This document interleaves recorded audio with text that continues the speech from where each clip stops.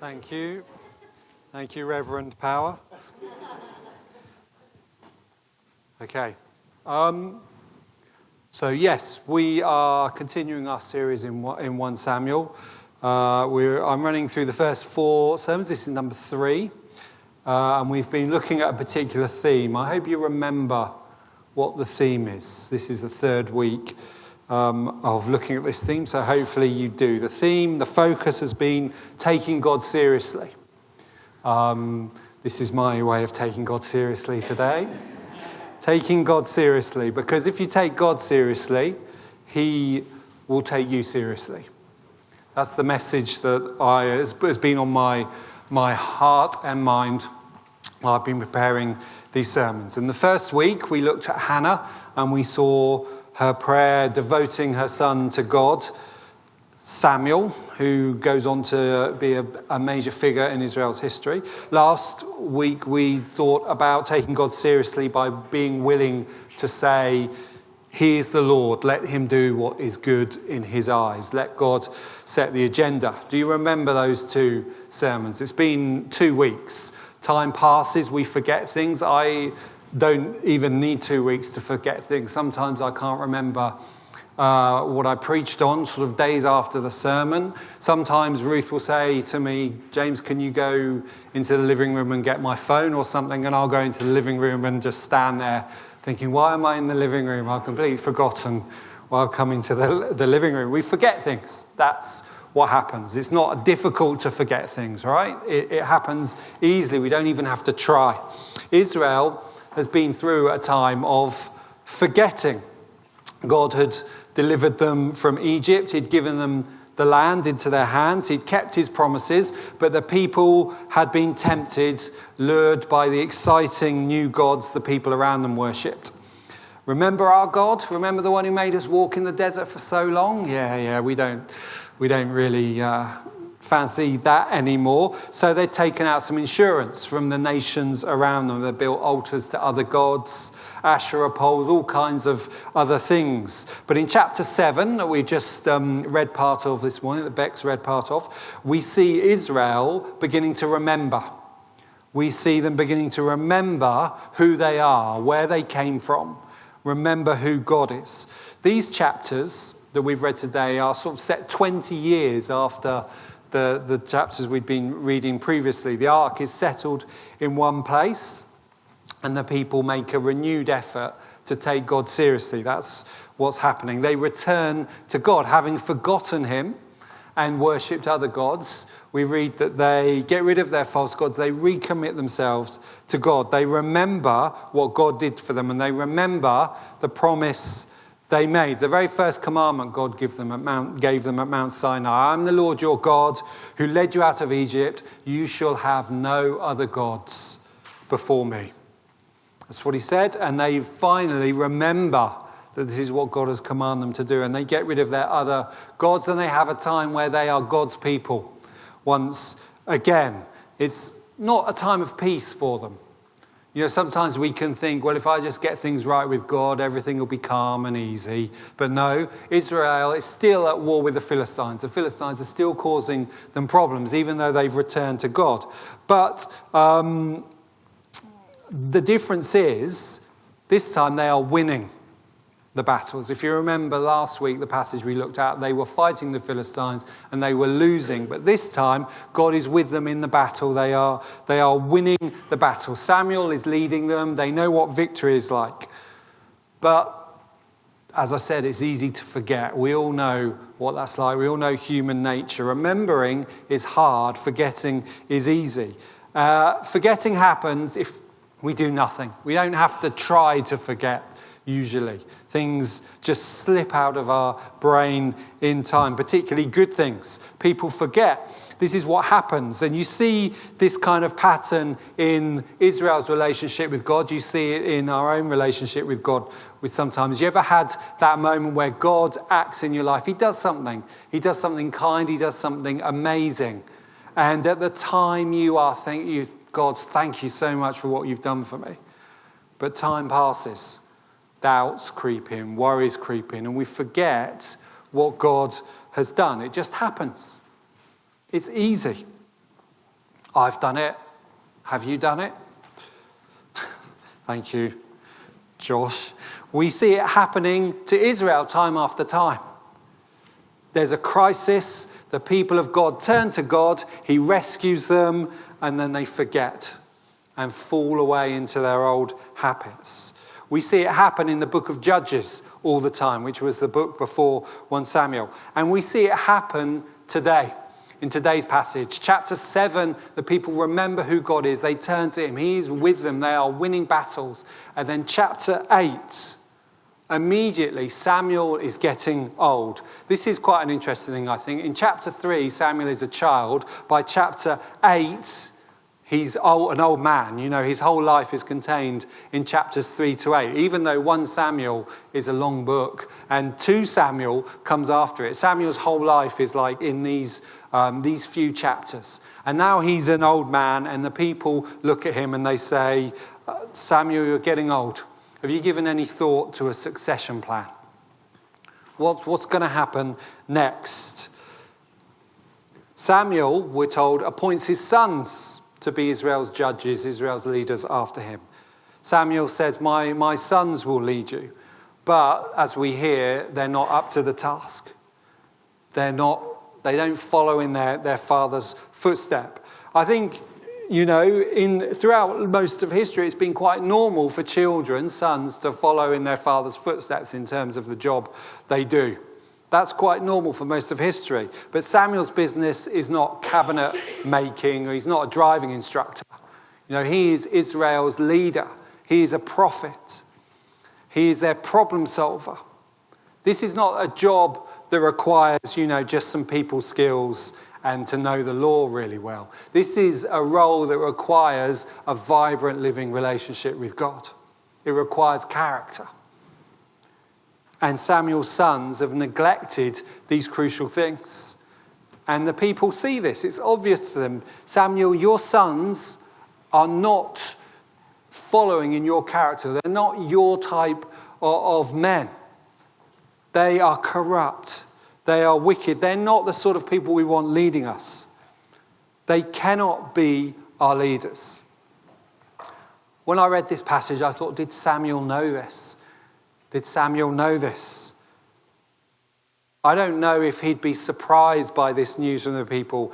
Maybe he hoped for better for them. He didn't expect them to turn out like this. Maybe he was hoping, look, if I give them this responsibility, they'll be forced to grow up. They'll be forced to develop their relationship with God. But they don't do this. They don't do this. They kind of let their father down. And we see this in the Old Testament a few times. We've already seen it with Eli in the previous chapters and his sons, who are priests but are corrupt and wicked. We see it here with Samuel. His sons are corrupt and wicked. We see it a bit later with David, who has a son called Absalom, who turns out to lead the kingdom into civil war. And David is doesn't come across as being a great father. And, you know, sometimes the most godly men and women, the most godly people we can have a bit of a we can have a bit of a blind spot when it comes to our children. We can be perhaps a bit unaware of what they're really like. You know, I think that's natural as a parent. You view your children differently to the way the rest of the world views them. That's how it should be.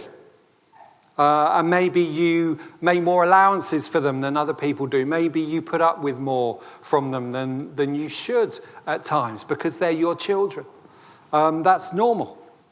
I think one of the things about being a parent is given me some insight into how God views the world at times.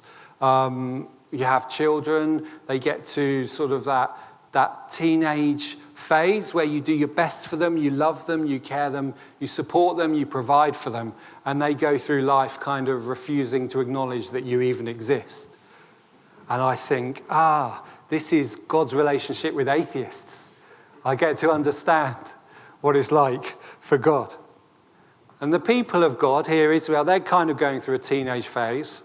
They're going through a stage, if you like, of atheism. They wouldn't call themselves atheists. They wouldn't say, yes, we don't believe in God. In fact, quite the opposite. If you said to them, you know, you were atheists, they would be offended. They would consider that as being outrageous. But the truth is the people of God here have forgotten that God exists. That's what's happening. They've forgotten what God exists. They forgot who he is, what he's done. They've forgotten that the whole point is that God is to be their leader. That's the whole point of this setup. God is to be their leader. He led them out of Egypt. He led them to the promised land. He anoints judges to lead them. And if Samuel's sons aren't up to it, then it doesn't really matter to God. But the people can't see beyond the fact that Samuel's not getting any younger. His sons aren't up to the job. So they come to Samuel and they say, give us a king. Give us a king. Why?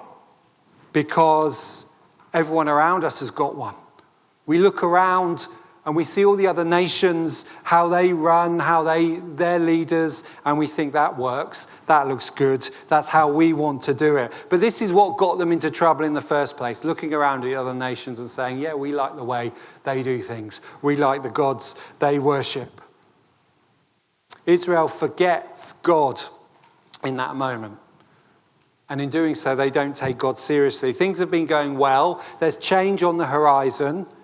And they become afraid. They're afraid of the future. What if the good times don't continue? They've forgotten that the good times they've enjoyed are not because of Samuel, not because they've had Samuel leading, but because they have turned back to God. That is what has restored them. That's what's changed their fortunes. Don't you remember, Israel? Don't you remember what God has done for you? Don't you remember what happened when you took your eyes off God and ran to foreign gods? All those battles you lost. Don't you remember what he did for you? How he transformed things when you turned back to him? Don't you remember all those things? No. Give us a king. That's what we want, so we can be like the other nations. Samuel warns them. He says, God himself is warning. You are rejecting God by asking for a king. You're rejecting God, but they say, no, give us a king so we can be like the other nations. This is what happens when we forget. We become atheists. We might be offended if we were called that. We might be offended to think of that. But this is what happens. We become atheists because we forget who God is and we think it's up to me. It's up to us to solve this problem. It's up to us to make my life work. And if we want to take God seriously, we need to remember. Taking God seriously means remembering what he's done in the past. It means making an effort to not forget. In chapter 7, the passage we read in verses 12 and 13, we read about something that Samuel did when Israel beat the Philistines. He takes a stone and he sets it up and he calls it Ebenezer, stone of help. This happens quite a lot in the Old Testament, this kind of thing. Jacob in Genesis, who he has a dream at Bethel, so he takes the stone he used as a pillow and sets it up as an altar. When the Israelites crossed the Jordan for the first time, they set up 12 stones, one for each tribe, on the bank of the River Jordan. In Genesis, after the flood, God paints a rainbow across the sky. All these things are done for exactly the same reason, so that people remember. So that people remember something. If you lived in the time of Samuel, he set up a stone in a field somewhere, and you're out for a walk with your family, and there's this great big stone in the middle of a field, and every time you pass it, it stands out, and you remember why it's there. You remember what God has done. Your children say to you, Dad, Mum, why is there a great big stone there? And you say, oh, that's Ebenezer. And they say, why is it called Ebenezer? And you say, this is why it's called Ebenezer. And telling the story to your children, you remember what God has done. And your children remember what God has done, even though they weren't there in the first place. You are taking God seriously And you are teaching your children to take God seriously by remembering what he has done for us. Ruth and I visited a church once, and every week, as part of their service, they would have someone from the congregation come up the front and just share something that happened in their week, a way that God had been with them in the week, or a prayer that he'd answered. But what they had in this church, what they did then, is they gave that person a stone. And that person would take this stone and they would put it in a pile on the stage of this church. And over the weeks, a pile of stones would build up at the front of the church. And it meant that every time you walked into that church, you would look and you would see a pile of stones, and you would remember that God answers prayer and God is with his people. How do we take God seriously if the moment he does something good for us, we let it just fall out of our brains and never think it again? How can we say we're taking God seriously? How can we say we're taking God seriously if he does so many good things for us, but the first time we hit a stumbling block, the first time we hit a worry, we forget all the good things God has done, and we say we need a king to lead us, to help us? How can we say we're taking God seriously if we come here on Sundays and we sing, you are good, and then on Monday morning, God is bad. God isn't real. How can we say we're taking God seriously?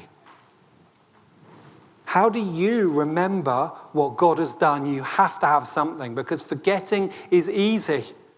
Remembering is hard. You have to do something. You have to put things in your life that remind you that God is good, that remind you what he has done for you, remind you who he is and who you are. You need them in your life. What do you have? Do you have anything? I was thinking, what do I have in my life? Now, I've been journaling for a long time, and I've got my journals in a box under my bed. And I thought, that's one thing I've got. A whole box full of little Ebenezers that I can pull out. And I can pull out my journal and just turn to pages throughout my life where I can say, yeah, God answered that prayer. God's done this. God was with me in this. Have you got anything in your life? One of the things I appreciate about preaching, one of the reasons it's good for me is when I write sermons, I have to think about what I'm going to say. And often I think about what examples I can give from my own life. And it forces me to remember. And what's more, it forces me to share with people what God has done and is doing in my life. Sharing with people what God has done is a way of remembering. Do you share stories of what God has done in your life?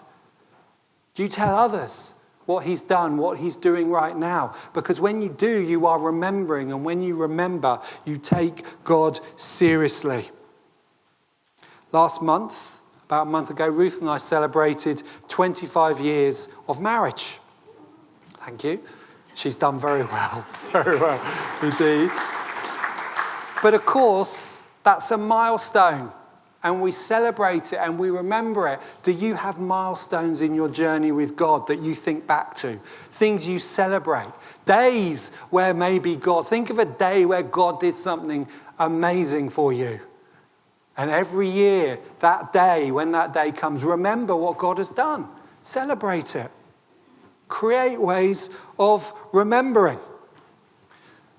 Friends of ours from Australia, Les and Carmel, went to Israel once and did a tour and visited some of the sites from the Bible. One of the places they visited was the Valley of Elah, which we'll come to later. It's in 1 Samuel. It's where the Israelites set up camp and the Philistines set up camp on the other side, and the valley runs down with a stream, and then Goliath would come out every morning and challenge the Israelites, and they would cower. And Les and Carmel, when they were in Israel, they visited the Valley of Elah. And Les went down to the stream in the Valley of Elah, and he looked in the stream and he found several small pebbles and stones, the very sort that David would have found when he was looking for stones to kill Goliath. And he took a pile of these stones, took them back to Australia.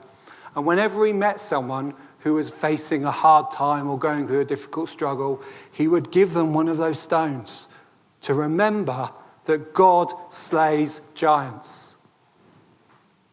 How do you remember things that God has done? How do you remember the truth of who God is? You have to have something, or you will forget. The song, Before the Throne of God Above, I like that song, Before the Throne of God Above. We sung it a couple of weeks ago, was it last week or so? And there's a line in there that particularly struck me, that sort of caught my imagination. My name is graven on his hands, my name is written on his heart. And when I was about 30, this line, I thought, the idea that my name is written on God. And I thought, well, I'm going to return the favour. I'm going to get a tattoo.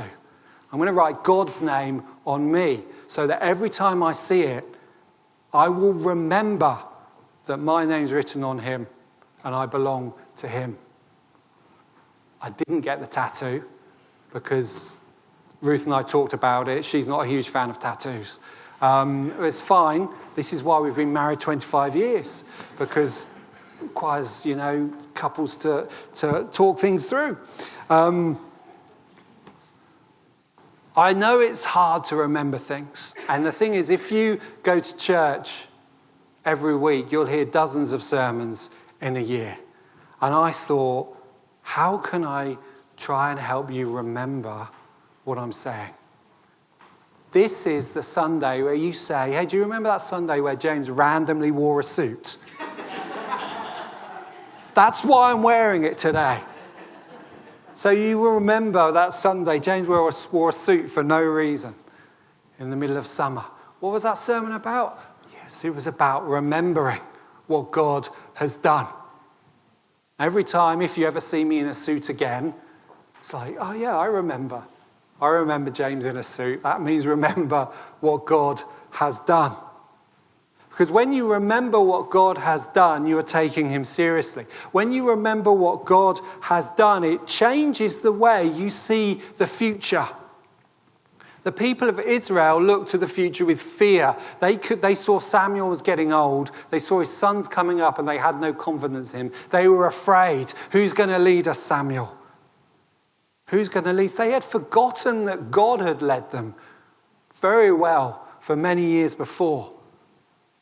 They look to the future with fear. But if you remember what God has done, if you remember the good things that God has done, where is the fear in the future? Instead, you can face the future with a sense of expectation and hope. Instead of saying who is going to lead us in the future, give us a king like all the other nations. That's how the way the world is making it work. If you remember what God has done in the past, then your life becomes about looking forward to the amazing things he's going to do tomorrow.